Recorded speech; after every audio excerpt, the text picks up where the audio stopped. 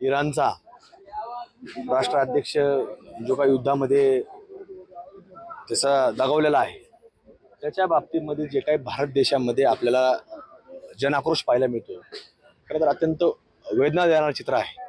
कारण की मी बालपणापासून अनेक घटना भारत देशामध्ये घडलेल्या टीव्हीच्या माध्यमातून, वृत्तपत्राच्या माध्यमातून, किंवा वेगवेगळ्या अग्रलेखाच्या माध्यमातून देखील वाचलेल्या आहे. पण त्याच्यामध्ये आजपर्यंत मला कधी आढळलं नाही की भारतामध्ये ज्या वेळेला आपल्या भारत देशावरती भारताचं संरक्षण करणारा जो सैनिक आहे तो शहीद झाला. आतंकवादी हल्ल्यामध्ये जे काही कृत्य आजपर्यंत भारत भूमीमध्ये घडले आहेत, त्याच्यावरती काही विशिष्ट जे काही वर्ग आहे त्यांनी कधीही आजपर्यंत रस्त्यावर येऊन कधी पाकिस्तान सारखा कोणाचाही निषेध केला नाही. पण ज्या ज्या वेळेला कुठलाही दहशतवादी मारला जातो तर त्याच्या अंत्यविधी करता हजारो लोक रस्त्यावरती येतात. कसाबला फाशी दिली त्यावेळेस आले नाहीत, पण मेमन सारखे लोक असतील किंवा आता हा कुठला तो जो आता त्याचा राष्ट्राध्यक्ष मेला आहे त्याच्या बाबतीमध्ये घटना घडली.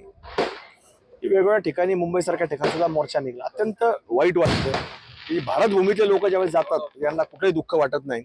आज कोणतरी वेगळा माणूस जातो ज्याचा यांचा काही संबंध नाही, यांनी त्याला पाहिलेलं नाही, हे काही त्याच्या लग्नाला गेलेले नाहीत, त्याच्या कुटुंबात लग्नाला कोणी गेलं नाही, त्याच्याही लग्नाला यांच्या कुटुंबाचं सुद्धा लग्नाला कोणी आलं नाही, पण इतक्या वेदना यांना जाण्यात म्हणजे यांचा हे पवित्र असणारा महिना रमजानचा सुद्धा काही म्हणजे सुखात जाईल का नाही, इतकी भयानक स्थिती आज यांच्या मनामध्ये झालेली आपल्याला पाहायला मिळते.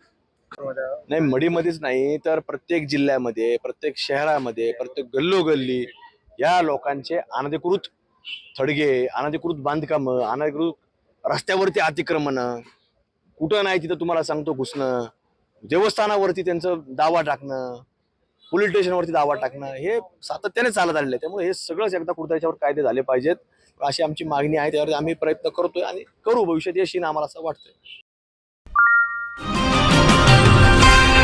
सर्जनशील न्यूज